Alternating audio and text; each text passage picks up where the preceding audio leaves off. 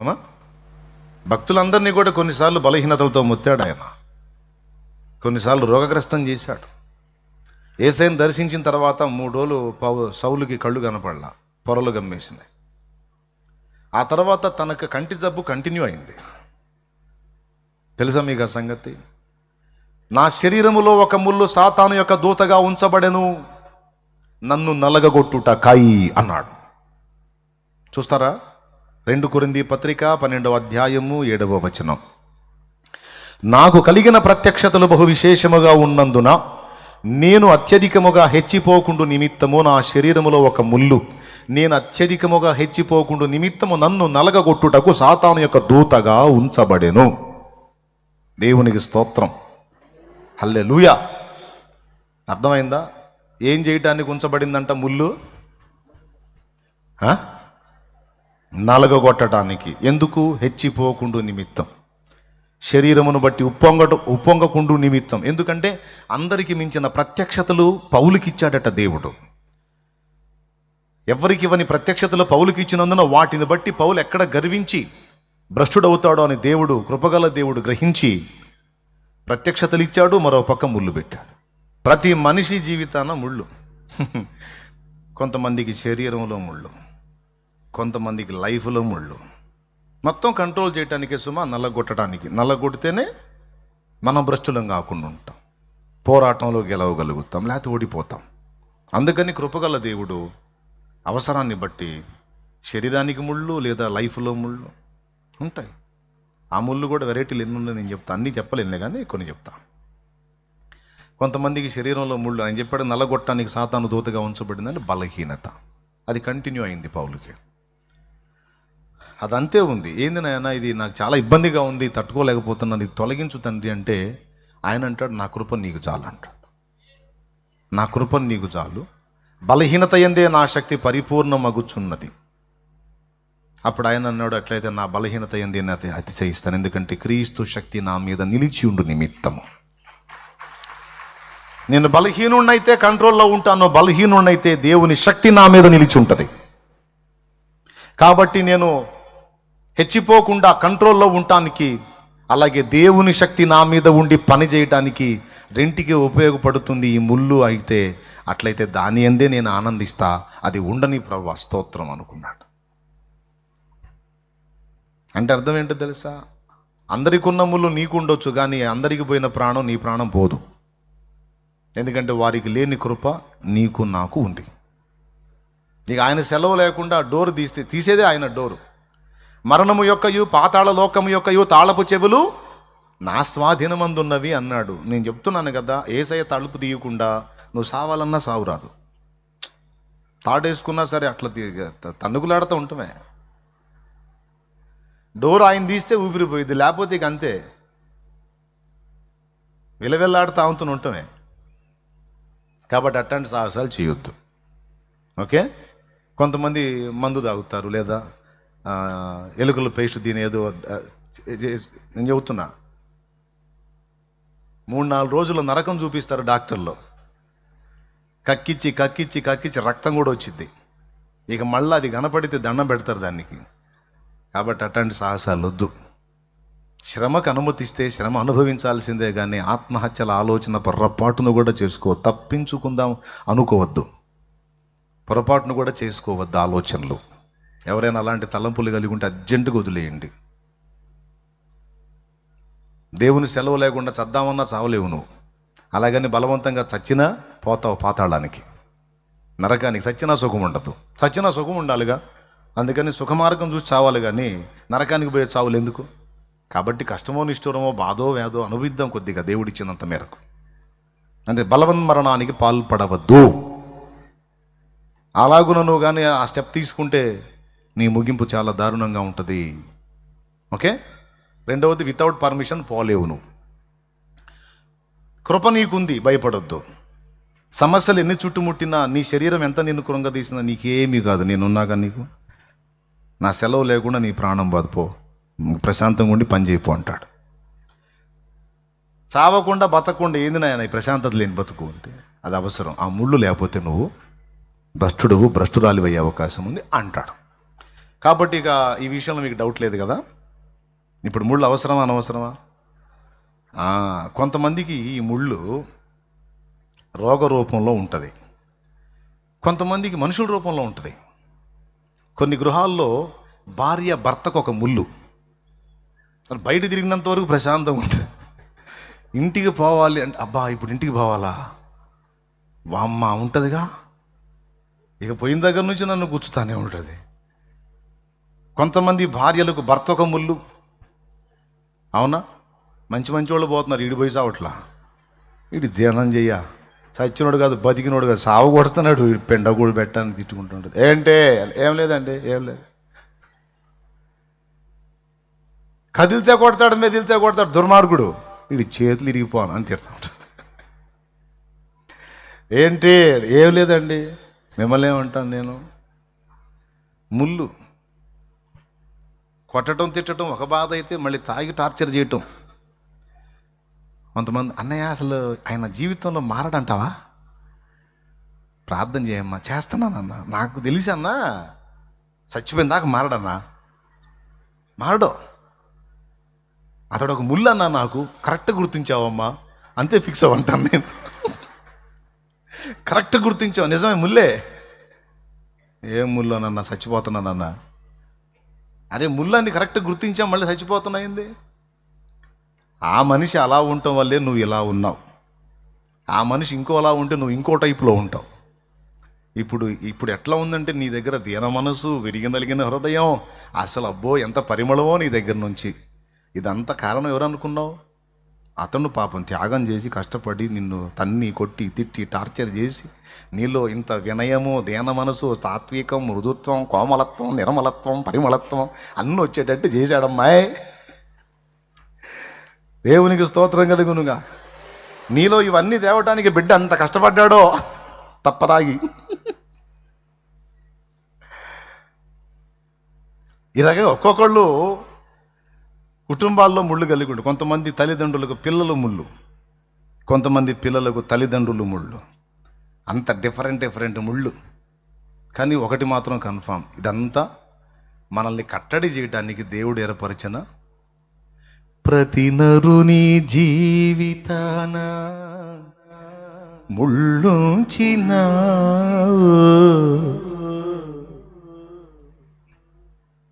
కొంతమందికి అప్పులు ఒక ముళ్ళు.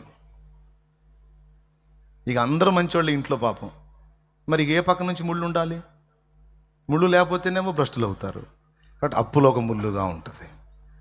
ఇక అది పీడిస్తూ ఉంటుంది. ఇక అప్పుల దెబ్బకి పాపం చేయాలన్న వాంఛ, కోరిక, ఆశ, ఉత్సాహం మొత్తం నాశనం అయిపోతుంది. దేవునికి స్తోత్రం. ఏం చేయాలనేది, పాపం చేయాలనే కోరిక, ఆశ, హడావడి మొత్తం విరిగిపోతాయి. ఏది అప్పులు. నేను ఏదన్నా తేడా పడ్డానంటే ఈ అప్పుల్లోనే చంపేస్తాడేమో దేవుడు నన్ను. దేవా నేను ఏ తప్పు చేయను నాయన, నాకు ఈ బంధకాలని దించేయి ప్రభా, ఏ పాపం చేయను నాయన. దేవుని ముందు మోకాళ్ళు వేస్తే ప్రభా ఏ తప్పు చేయను అయ్యా, అయ్యా చేసిందని అయిపోయినాయి ప్రభా, ఇంక చేయను అయ్యా, తీసేయి ప్రభా, చచ్చిపోయేటట్టున్నా ప్రభా, ఆలోచించి ప్రభా. అదే ఈ బరువులు ఏవీ లేవనుకో, ఇక ఆకెట్లా ఎగిరి పడితే మనిషిని ఆపలేం. ఏదో ఒక వెయిట్ వేసి కూర్చోబెడతాడు ఆయన. ఇప్పుడు మిమ్మల్ని ఒకటి అడుగుతా, చెప్పండి, అస్సలు నాకు ఏ బరువు లేదన్నోళ్ళు ఒకళ్ళు చేయొద్దండి. అసలు నాకు ఏ ముళ్ళు లేదు, ఏ బరువు లేదు, ఏ ఇది లేదు నాకు అన్నోళ్ళు ఒకళ్ళు చేయొద్దండి. ఇంతమందిలో ఒక్కళ్ళు కూడా చేయొత్తలా అంటే నాకు తెలిసి ఎవరికి వాళ్ళకి అట్లా గుచ్చి పెట్టాడనమాట. దేవునికి స్తోత్రం కలుగునుగా. ఎంతమంది ఇప్పుడు అన్న నాకు తగ్గ ముళ్ళు నాకుంది, కొంతమందికి ఒక ముళ్ళు గుచ్చాడు, కొంతమంది 2-3 ముళ్ళు ఉన్నాయి. మనుషుల వెయిట్ను బట్టి గట్టిగా 5-6 కూడా గుచ్చిపెడతారు కొంతమంది. దేవునికి స్తోత్రం కలుగును కాక. హల్లెలూయా. నాకు తగ్గ ముళ్ళు నాకు వందనాడు చేతులు ఎత్తండి మర్యాదగా. అది మీ అందరి ముళ్ళు నాకు ముళ్ళు చేసి నాకు తగిలిచ్చాడు. అమ్మ లేకపోతే నేనెంత మీటి మేళంగా ఊరేగుతున్నావు. మీ అందరి భారం నాకు ఇచ్చి ఇక పెద్ద ముళ్ళు చేసి నాకు కూర్చోబెట్టాడు. ఇప్పుడు చెప్పండి, ఇవన్నీ ఎందుకు? మన శరీరమును నియంత్రించడానికి. సాధన నీకు చేత అయితే చెయ్యి, లేకపోతే నేను చేపిస్తాగా, నేను నేర్పుతాగా అంటాడు ఆయన. దావీదుకు యుద్ధమును నేర్పాడట, బలమును ధరింపజేశాడట. పౌలుకు కూడా హెచ్చిపోకుండా నలగొట్టాడట, బలమును ధరింపజేశాడట, శక్తినిచ్చాడట. కాబట్టి ఇప్పుడు ఈ పోరాటంలో జయం పొందడానికి మనం చేయవలసినది ఏంటో దేవుడు ఇప్పుడు సూచించాడు. మొత్తం మీద శరీరాన్ని అధిగమించాలి, లేకపోతే అది మనల్ని నాశనం వైపు నడిపిస్తుంది. కన్ఫామేగా, శరీరానుసారంగా నడుచుకోకండి, అలా నడుచుకుంటే మీరు చావవలసిన వారై ఉందురు. అయితే ఆత్మానుసారముగా నడుచుకున్నది, అప్పుడు శరీరేచ్ఛలను నెరవేర్చరు. శరీరానుసారమైన మనసు మరణం, ఆత్మానుసారమైన మనసు జీవం. రోమాపత్రిక 8. ఇంటికి పోయి చూసుకోండి, ఇంపుట్ టైం చాలదు. ఓకే, దేవునికి స్తోత్రం. పెద్దగా చెప్పండి, ఇంకోసారి చెప్పండి. ఇప్పుడు ఫస్ట్ ఏది మనం జయించాల్సింది? ఈ శరీరాన్ని మనల్ని నియంత్రించడానికి ఎన్ని రకాల ముళ్ళు ఉన్నాయి? అట్లా ఎన్ని రకాల ముళ్ళు ఇప్పుడు నువ్వు అనుభవిస్తున్నావో అవన్నీ కూడా నిన్ను నియంత్రించడానికి దేవుడు అనుమతించిన ముళ్ళు. కొంతమంది భక్తులు ఏం చేస్తారంటే, దేవుడు ముళ్ళు కూర్చిందా కాగరు, వాళ్ళే నల్లగొట్టుకుంటారు. అది పౌలు చెప్పింది. అనేకులకు ప్రకటించిన పిమ్మట నేనే భ్రష్టుడు నగుదునేమో అని నన్ను నేనే నలగగొట్టుకుని నా శరీరమును లోబరుచుకొనుచున్నాను అన్నాడు. ఈ విద్య ఎవరు నేర్పారు? పౌలుకి దేవుడే నేర్పాడు. ఇలాగ నియంత్రించుకోవాలి. దానికి ఉపవాసము, కొన్ని రాత్రులు మేల్కొని ప్రార్థన చేయటం, ఉపవాసముల చేతను జాగరణముల చేతను నలగగొట్టుకున్నాడు ఆయన దేహాన్ని. అది నువ్వు ప్రాక్టీస్ చేసావనుకో ప్రాబ్లం లేదు. ఆ ప్రాక్టీస్ నీకు లేదనుకో వేరే టైపులోకి వస్తాయి. మొత్తం మీద ముళ్ళు మాత్రం ఇంతవరకు మీకు క్లియర్గా ఉందిగా? అర్థమైందా లేదా? ఎంతమందికి అర్థమైంది? చాలా వందనాలు, కాపాడారు. ఇప్పుడు రెండోది చెప్తా. దేవుడే మనకు నేర్పుకుంటాడన్న విషయాన్ని మర్చిపోవద్దు. ప్రతిదీ నేర్పుకుంటాడు. కొన్ని ఆయన చేస్తాడు, కొన్ని మన చేత చేయిస్తాడు. రెండవది, మనం పోరాడాల్సినటువంటి రెండవది అంధకార శక్తులు. ఒకటి శరీరం అయితే, రెండవది మన దేహమునకు వెలపట ఉండి దేహమును ప్రేరేపించేటువంటి అంధకార శక్తులు. మనము పోరాడున్నది శరీరులతో కాదు అన్నాడు. అంటే పోరాడుతున్నాం అది నిజమే, కానీ మనం అనుకుంటున్నాం మనుషులతో అని. కానీ మనుషులతో కాదు, ప్రధానులతోనూ అధికారులతోనూ ప్రస్తుత అంధకార సంబంధులకు లోకనాథులతోనూ ఆకాశ మండలమందున దురాత్మల సమూహములతోనూ మనం పోరాడుతున్నామన్నాడు. ఎఫెసీ పత్రిక 6వ అధ్యాయము 12వ వచనం. జస్ట్ రిఫరెన్స్ నోట్ చేసుకో, నాకు వెళ్ళి చూడు. పోరాటం నిజమే, కానీ ఎవరితో పోరాడుతున్నామంటే మనం అనుకుంటున్నాం మనుషులతో అని. కానీ మనుషుల వెనకుండా ఆడిస్తున్నవి దయ్యాలు, వాటితో మనం పోరాడుతున్నామన్నాడు. అక్కడ చెప్పాడు, ఏలయనగా మనం పోరాడున్నది శరీరులతో కాదు కానీ ప్రధానులతోనూ అధికారులతోనూ ప్రస్తుత అంధకార సంబంధము లోకనాథులతోనూ ఆకాశ మండలమందున దురాత్మల సమూహములతోనూ పోరాడుచున్నాం. పెద్ద గుంపండి, మనం ఫైట్ చేస్తున్నాం. మనకు తెలియకుండానే పెద్ద సమర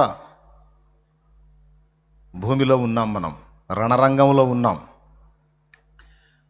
యుద్ధ భూమిలో నేనున్నాను, శోధనలో నేనున్నాను. ప్రభు సన్నిధి దొరికింది, వేదనలే రణభూమిగా మారాయి. సరే, రణభూమిగా మారాయి, ఏమన్నా నష్టం కలిగిందంటే లేదు. శోధన బాధలు నాలో నిద్రాణమై ఉన్న బలమును పెంచాయి అన్నాడు. అర్థమైందా? నాలో దేవుడు దాచి ఉంచిన బలమును బయటికి తెచ్చాయి. అసలు నాలో ఇంత సహనం ఉందని నాకు తెలియదు, కానీ అతడు నా జీవితంలోకి ఎంటర్ అయిన తర్వాత నాలో ఉన్న సహనం ఏంటో నాకు కనపడింది. అవునా? మరి మనలో సహనం బయటికి తీస్తారు.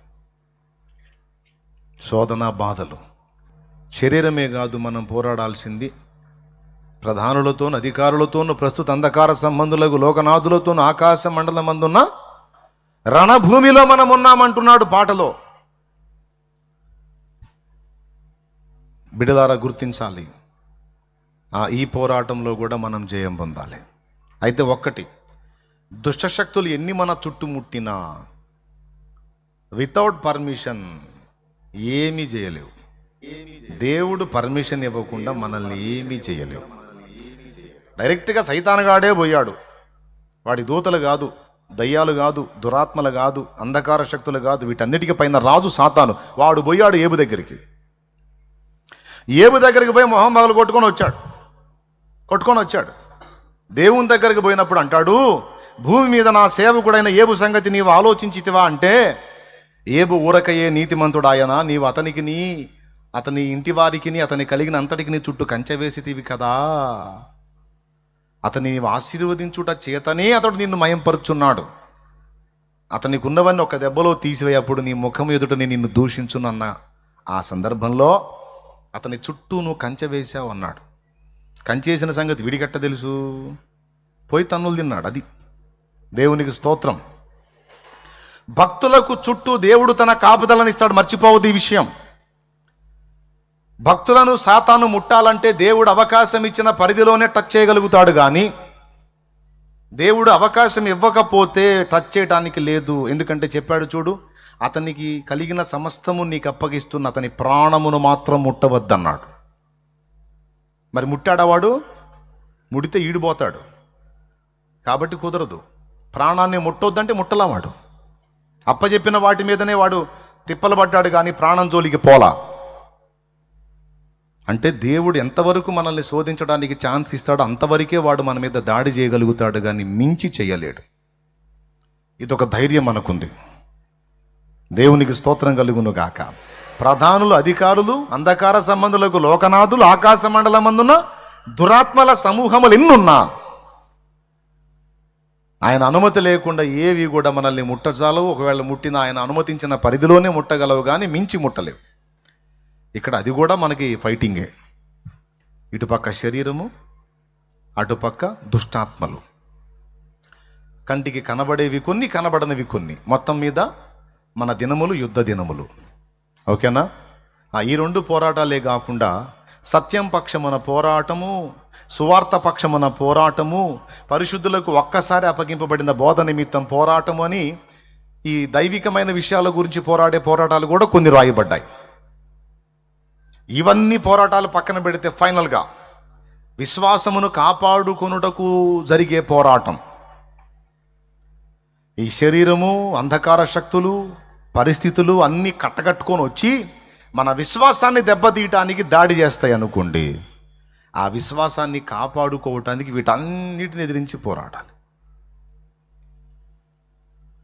మారు మనసు పొంది బాప్తిస్మం పొంది దేవుని బిడ్డవయ్యావు అని తెలియగానే కులస్తులు వస్తారు. అసలు చర్చికి పోతున్నావు అంటేనే కులపోళ్ళు వస్తారు. కులపోళ్ళు, మన కులపోళ్ళు. అసలు నువ్వు మన కులపోడివిరా, నువ్వు చర్చికి పోవటం ఏందిరా, మనం ఏంది, మనం అది, మనం ఇదని మొదలు పెడతారు.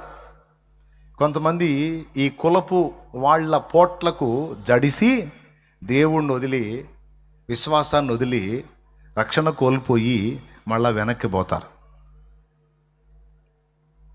అందుకే చెబుతున్నాను, రకరకాల రూపాల్లో పోరాటం ఉంటుంది. కొన్నిసార్లు దుర్వ్యసనాలు గెలుస్తాయి మనల్ని, కొన్నిసార్లు అక్రమ సంబంధాలు గెలుస్తాయి. అక్రమ సంబంధాలను ఇష్టపడి దేవుణ్ణి వదిలేసిన వాళ్ళు ఉన్నారు, విశ్వాసాన్ని వదిలేసిన వాళ్ళు ఉన్నారు.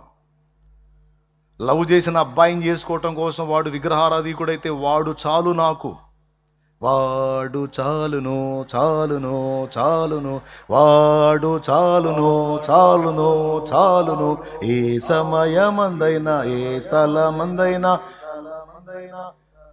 నాకు మాత్రం వాడే చాలును అని దేవుని వదిలేసిన వాళ్ళు ఉన్నారు. విశ్వాసాన్ని పోగొట్టుకున్న వాళ్ళు ఉన్నారు. కొంతమంది ఏమన్నారు తెలుసా? మోక్ష నగరు మా పుట్టిల్లు, ముఖ్య దూతల్ మా స్నేహితులు, సాక్షాత్కారమయ్యుండగను లక్ష్య పెట్టమిహ బాధలకు. అబ్బాయి మీరు ఉంటే ఉండండి, పోతే పోండిరా. ఎంతవరకురా మీతో నా అనుబంధం? మీ కులపు ప్రేమ, మత ప్రేమ ఎంతవరకురా? నేను లైన్లో ఉన్నంత వరకు. నా పరిస్థితులు మారిపోయినాయి అనుకో, మీరు ఒక్కడు కూడా కనపడరు, నాకు ₹1 ఇవ్వరు, తుపాకీ కూడా దొరకరు. మీరు మీ దిక్కుమాలిన ప్రేమ వాడికి కావాలరా? మీ మాయ ప్రేమ, మీ చంచల ప్రేమ. నాకు యేసు చాలు.